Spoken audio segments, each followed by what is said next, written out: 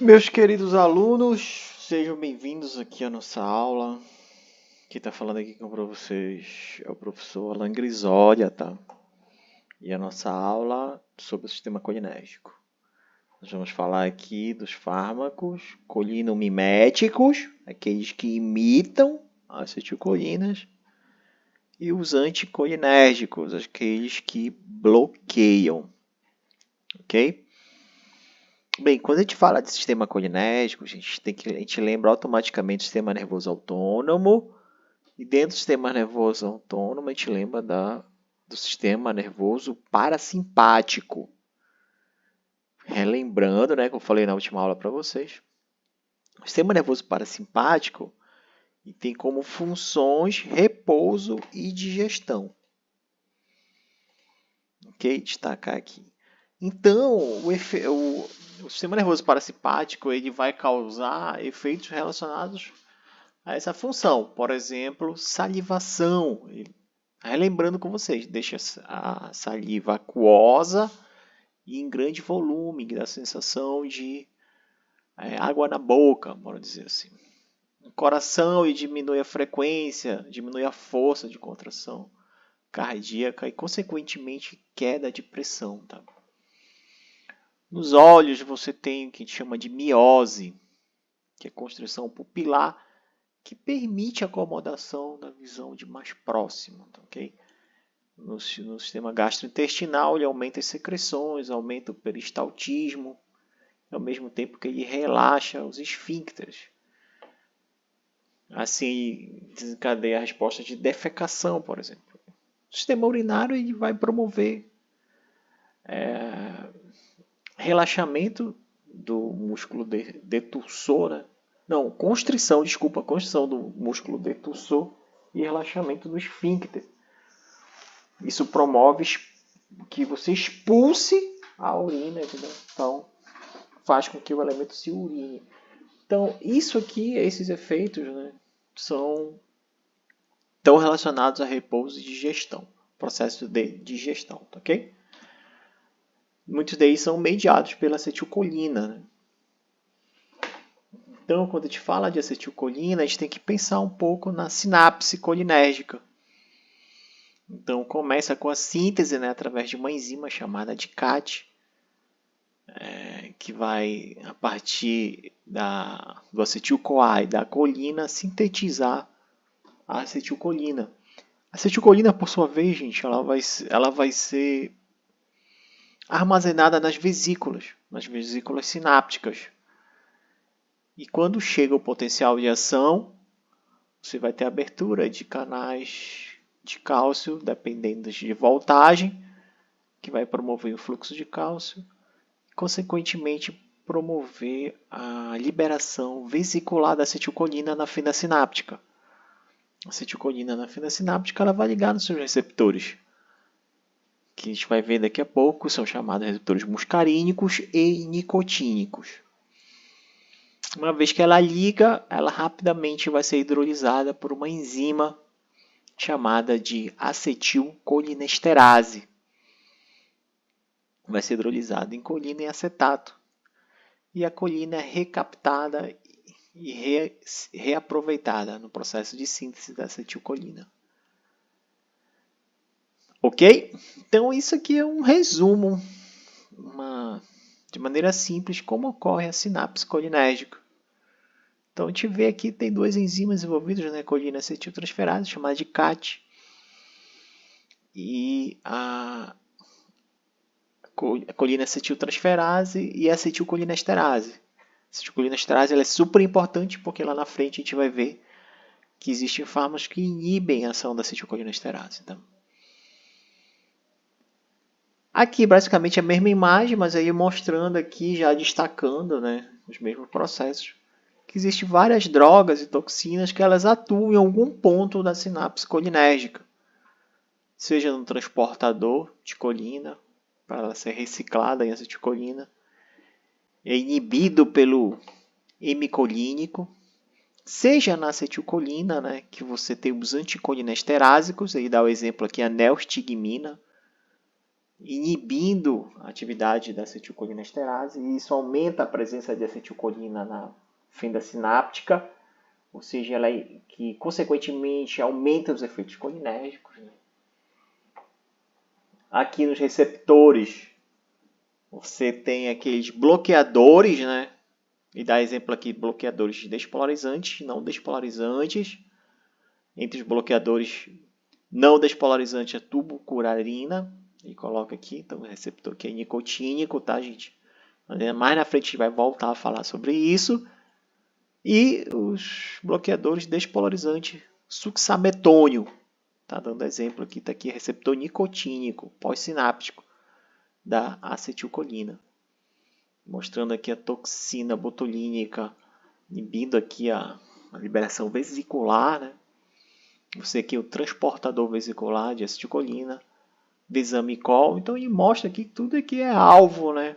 Para fármacos, toxinas, entre outros. Nem sempre todos têm um uso clínico. Às vezes tem uma importância, né? Laboratorial ou às vezes toxicológica. Bem, essa transmissão colinérgica, ela, assim, a acetilcolina vai fazer as suas ações na transmissão colinérgica, gente, através de dois receptores, tá?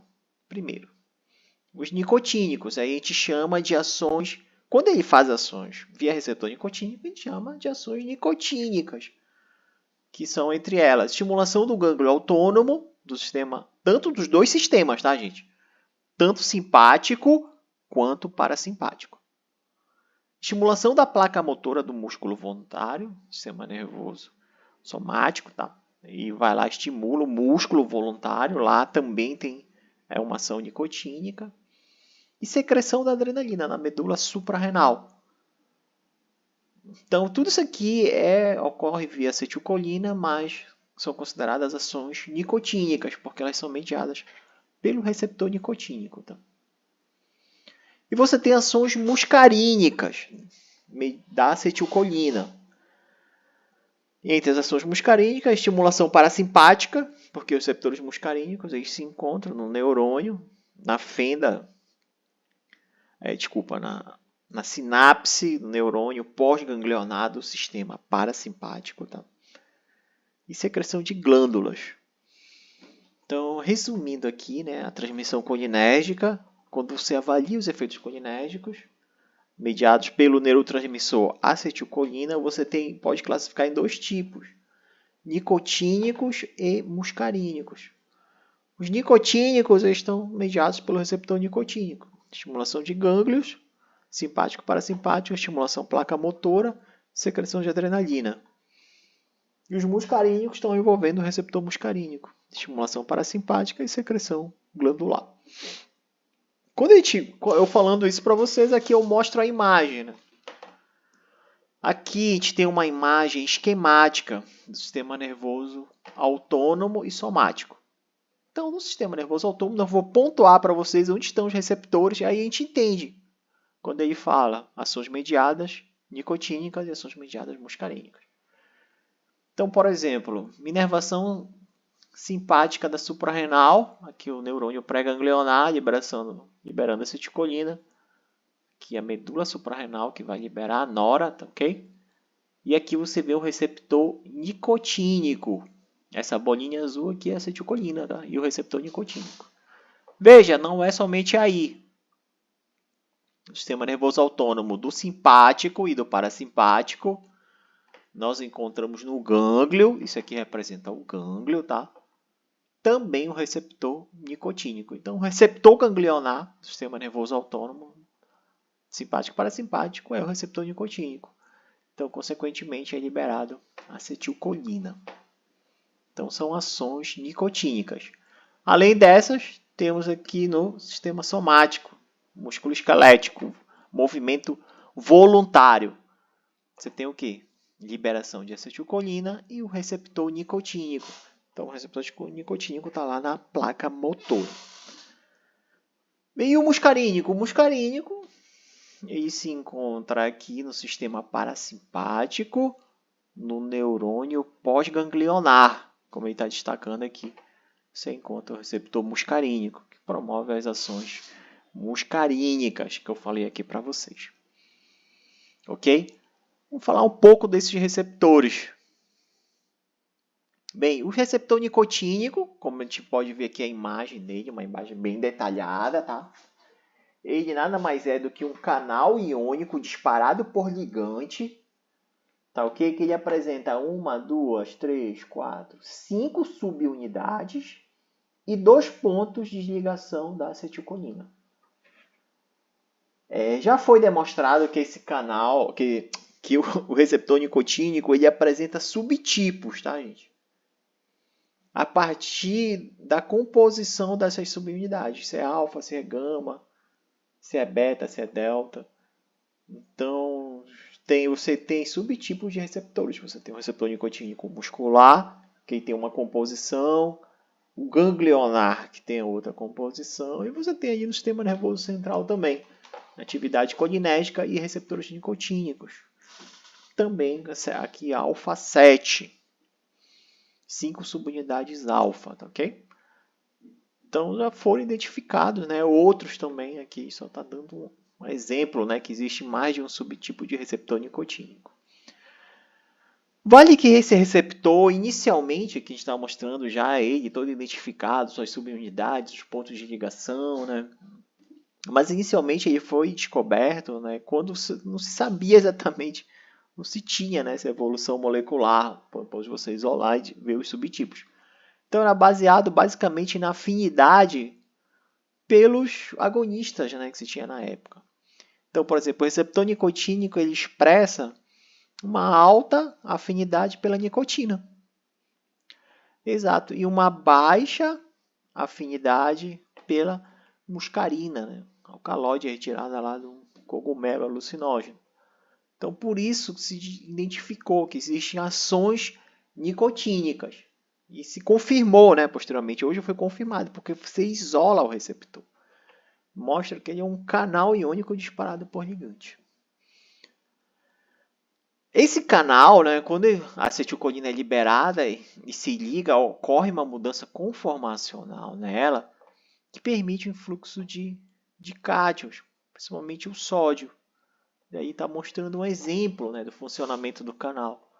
Onde? No músculo esquelético, no sistema nervoso somático, ou seja, no músculo voluntário. Você abre o canal e entra ali. Essa ligação aqui ela ocorre. Essa abertura, gente, ela é muito rápida, na faixa ali de milissegundos. Entendeu? Então, uma resposta a milissegundos que você atravessa rapidamente, né, moléculas de cátio, gerando um potencial de ação que, por sua vez, vai ter como resultado final fisiológico ali a contração muscular. Mostrando aqui isso em termos de milissegundos. Aqui ele mostra, né, a acetilcolinesterase, que é uma enzima importante, né, de degradação da acetilcolina, formando colina e acetato. Ok, então esse é o funcionamento e a chamada sinalização nicotínica. Ok? Bem, além dos receptores nicotínicos, como já sinalizei para vocês, nós também temos os receptores muscarínicos, tá ok, gente? Então são duas classes de receptores. Vamos fazer um paralelo com o sistema adrenérgico, né? Lá no adrenérgico, nós tínhamos receptores alfa adrenérgicos e os receptores beta, que ambos ligavam lá na norepinefrina. E aqui nós também temos, né, os receptores muscarínicos e nicotínicos. Muscarínico, um canal disparado por ligante. Quer dizer, o nicotínico, né, um canal disparado por ligante. Quanto que o muscarínico ele é um receptor acoplado à proteína G. Bem, o receptor muscarínico já foram divididos em 5 subtipos diferentes, que é chamado de M1, M2, M3. Os M1s estão principalmente no sistema nervoso central, sistema nervoso periférico, células parietais gástricas. Os M2 são chamados receptores cardíacos, receptor muscarínico cardíaco, ou seja, no coração e terminações pré-sinápticas de neurônios centrais e periféricos. Então, os efeitos da acetilcolina no coração são mediados pelo receptor muscarínico, do tipo M2. O M3 estão chamados glandulares musculares lisos nas glândulas gástricas e salivares, trato gastrointestinal, olho e endotélio. E você tem ali o M4 e M5 no sistema nervoso central. Então, são subtipos, né, a partir da estrutura molecular dele, você subdividiu em subtipos e mostrou que eles têm distribuição heterogênea nos tecidos. Ok? Mais uma vez, a gente volta para aquela imagem, né? E ele tem afinidade diferente pelos agonistas. Então, a gente viu que, agora a gente está falando do receptor nicotínico, né? O receptor muscarínico é o oposto. O receptor muscarínico ele tem uma alta afinidade pela muscarina e baixa afinidade pela nicotina. Veja que ambos ligam a acetilcolina. Isso aqui foi o que diferenciou esses receptores lá no início, né? Antigamente, lá no início da farmacologia, se identificava receptores a partir de agonistas específicos, e como eles têm distribuições heterogêneas, como a gente mostrou aí, então eles tinham efeitos diferentes. Então você podia implicar, entendeu? Que ali era um receptor diferente. Bem, o receptor M1, M3 e M5 são acoplados à proteína GQ, tá, gente? Que ativa a fosfolipase C, que gera, segundo o mensageiro, IP3, que por sua vez aumenta o cálcio, recrutando as reservas de cálcio intracelular. Esse cálcio, por sua vez, ativa calmodulina, que vai promover fosforilação. Vai fosforilar proteínas. E assim você terá a resposta biológica. Além do diacilglicerol, né, o DAG. Te relembrando aqui, né, vocês já estudaram a proteína G, que ativa PKC, proteinoquinases, que gera mais fosforilação e, consequentemente, a resposta biológica. Esse aqui é o receptor M1, M3 e M5, tá, gente? M1, M3 e M5, proteína GQ. O M2 e o M4, proteína GI, ou seja, uma proteína G inibitória. Ela inibe a adenilato ciclase, que diminui o AMP cíclico. A gente sabe que o AMP cíclico ele é um segundo mensageiro importante na célula. Então, quando você diminui, você inibe a fosforilação. E você diminui a resposta. Além disso, ela abre canais que permitem a saída de potássio e leva a uma hiperpolarização da célula, deixando ela menos responsiva. Você inibe a atividade daquele neurônio. Bem, a gente vai terminar aqui a primeira parte, né, da aula, do vídeo, né? E eu aguardo vocês na segunda parte, onde já vamos falar dos fármacos colinomiméticos. Então, bom estudo, aguardo vocês na próxima aula. Abraço!